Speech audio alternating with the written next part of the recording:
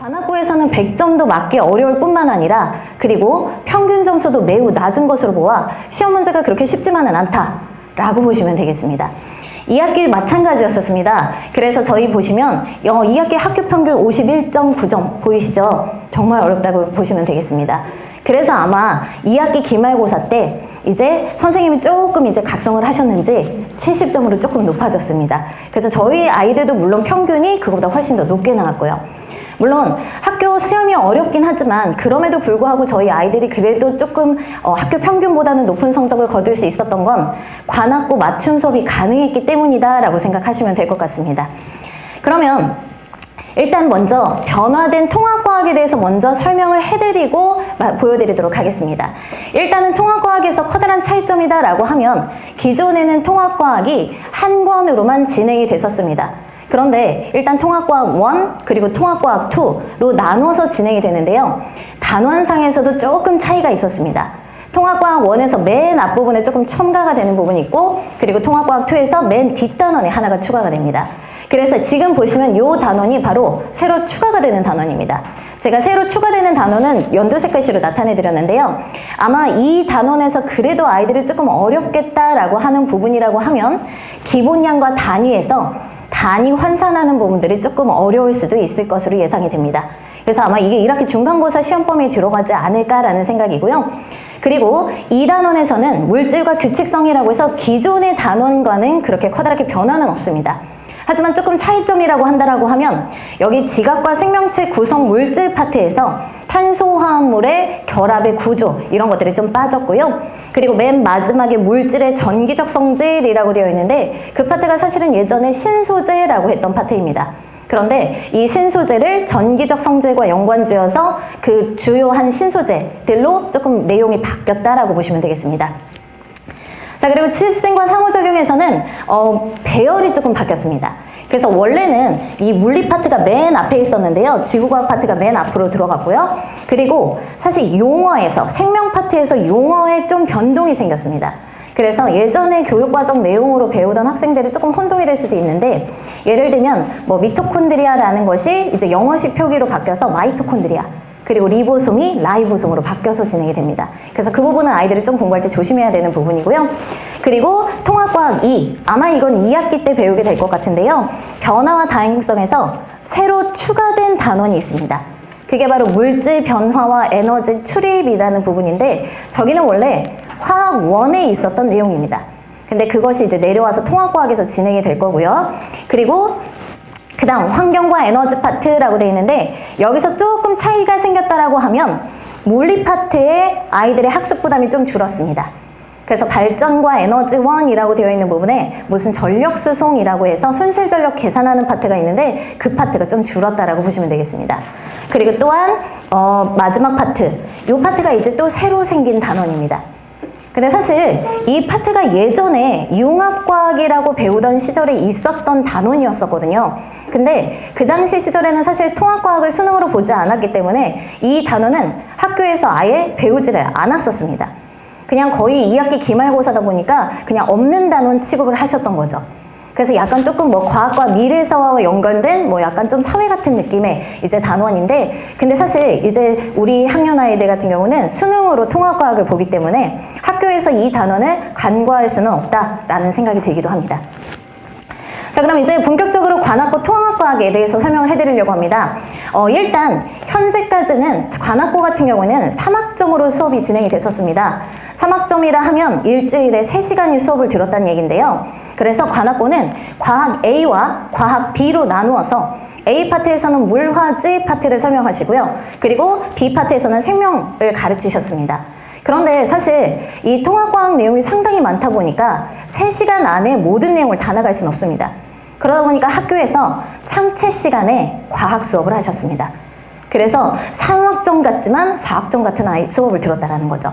그리고 뿐만 아니라 제가 이렇게 나눠 놓긴 했지만 가끔은 선생님들이 시험 범위에 변동이 생길 때도 있는데 그 생명 파트 선생님이 다른 파트를 가르치기도 하셨습니다.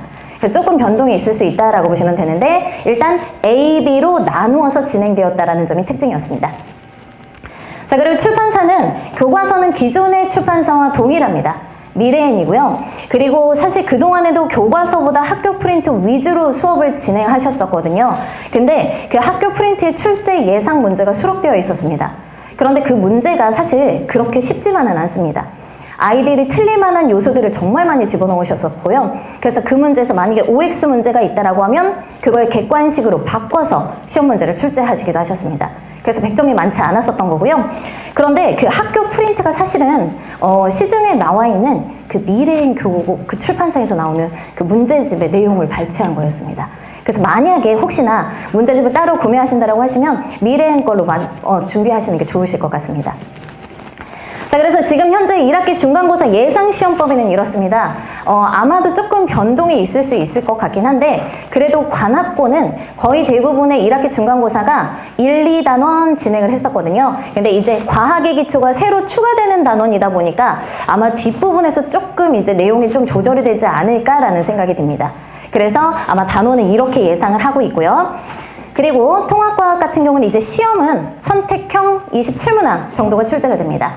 그래서 100점 만점에 시험 시간은 40분이고요. 그러면 서답형은 어떻게 되느냐? 서답형은 학교에서 수행평가로 대체해서 평가 항목으로 집어넣고 있습니다. 그래서 선택형만 보다 보니까 오히려 뭐 이제 서술형에서 깎이는 일은 거의 없다라고 보시면 되고요. 그래서 시간이 짧습니다. 40분밖에 안 되다 보니까 문제가 어려운 문제, 물리 파트에서 계산하는 문제가 나오면 시간이 모자랄 수도 있다는 점 말씀드리겠습니다. 자, 시험은 학교 프린트에서 위주로 시험 출제가 되기 때문에 그래서 학교 프린트에 나온 내용은 모두 다 이해하고 암기를 해야 된다는 겁니다. 그래서 실제로 학교 프린트에서 정말 세세한 내용, 이것까지 시험에 나올까 하는 내용들의 단어들까지도 문제가 출제가 되기 때문에 거의 다 암기하고 숙지하고 시험장에 들어가야 된다는 겁니다. 그리고 뿐만 아니라 보시면 아시겠지만 통합과학, 모의고사, 그리고 고2, 고3 모의고사 기출문제가 있는데 그 관련 단원의 변형 문제를 출제하시기도 합니다. 특히나 물리, 화학도 이렇게 출제가 되시는데요. 근데 사실 그 관련 단원 모의고사 문제 모으기가 어렵거든요. 그리고 고2까지도 문제를 낸다? 정말 난이도가 높아질 수밖에 없다는 점 말씀드리겠습니다. 자, 그래서 시험 문제는 이런 식으로 출제가 되고요. 그래서 한번 보여드리도록 하겠습니다. 왼쪽이 1학기 중간고사 때 기출문제인데요. 오른쪽에 보시면 통합과학 모의고사 기출문제라고 되어 있죠. 근데 자료를 똑같이 응용한 게 보이실 겁니다. 그래서 자료 그대로 응용하시고 보기 바꿔서 내면 근데 사실 문제는 다르긴 하지만 그래도 이 자료를 분석할 수 있는 학생들이라면 나 이 문제 알아 하고 풀 수 있게 되는 거거든요. 그러면 고득점을 맞을 수 있다는 점 말씀드리도록 하겠습니다. 그리고 지금 보시면 이게 1학기 기말고사 기출인데 사실 물리 파트 문제입니다. 근데 물리 파트 문제가 사실 정말 어렵습니다. 지금 딱 봐도 다른 학교에 비해서 정말 난이도가 그래도 높은 편이다라고 보실 정도로 물리 파트 문제 어렵게 출제가 되거든요. 그래서 시간 정말 모자라서 이제 왜 평균이 50점밖에 안 나왔는지 그 이유를 아마 아시게 될 것 같습니다. 그래서 저는 이렇게 수업을 하고 있습니다. 관학고 맞춤 교재를 사용하고 있는데요. 그래서 지금은 사실 이제 학교에 아이들이 가봐야 프린트를 받던지 하면서 아마 그걸로 이제 대체해서 빠르게 이제 교재를 작업해서 아마 실시해야 될 것 같아요. 그런데 다행히도 출판사가 미래엔으로 그대로 유지가 되기 때문에 그래도 커다란 변동은 없을 것으로 예상이 됩니다. 그래서 관학고에서 쓰는 교과서, 그리고 관학고에서 쓰는 그리고 학교 프린트 내용들을 수록해서 그 내용을 바탕으로 해서 수업 자료로 교재를 만들었기 때문에 그래서 지금 보시면 이런 것들이 모두 다 관학고 프린트에 나와 있는 내용들이거든요. 그래서 그거 그대로 반영해서 교재를 작업하고 있습니다. 그리고 시험 때마다 매번 필수 암기 노트가 제공이 됩니다. 그래서 아까 보셨지만 여기 보시면 빈칸이 있습니다. 그럼 그 빈칸을 수업할 때마다 아이들이 채우면서 따라오는데 그 내용을 바탕으로 해서 아이들한테 오면 매주마다 이렇게 암기 프린트를 제공해주고 있습니다. 그러면 아이들이 그거 가지고 가서 다시 올 때 이걸 다 외워오는 겁니다. 그럼 이제 수업 끝나고 매주마다 테스트를 치르기 때문에 어떤 내용이 중요하고 어떤 부분을 외워야 되는지 확실히 알 수 있다는 거겠죠. 자, 그리고 최종 정리 손글씨 노트를 제공하는데요. 사실 이거는 제가 관학고 학교 프린트 내용에 제가 필기를 합니다.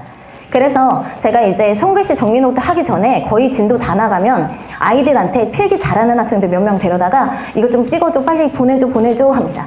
그러면 그 내용들 모두 다 모아서 여기서 필기한 내용들 제가 정리해 주는 겁니다. 그래서 어떤 내용이 중요한지 별표였는지 이런 것들 다 체크해서 주기 때문에 아이들이 맨 마지막에는 정말 이거 한 권만 들고 다녀도 될 정도로 그래서 최종 정리를 이렇게 해주고 있습니다. 그리고 출제 문제, 예상 문제를 제공하는데 그래도 생각보다 적중률이 높습니다. 그래서 맨 마지막에 직전 대비 직전에 이제 아이들한테 풀리는데요. 이거는 사실 관악구 기출 문제를 몇 회만 풀어봐도 비슷한 문제 유형이 출제가 된다는 걸 알게 됩니다. 그리고 학교 프린트 문제에서 중요시 다루는 내용들을 알기 때문에 그럼 기출 문제와 더불어서 그것과 비슷한 출제 예상 문제들을 몇 문제를 수록을 합니다. 그럼 유형이 비슷한 문제들끼리 아이들이 풀다 보면 이 문제에서 틀릴 수 있는 문제들, 항목들을 모두 다 체크할 수 있기 때문에 그래서 고득점이 가능하다라고 보시면 되겠습니다.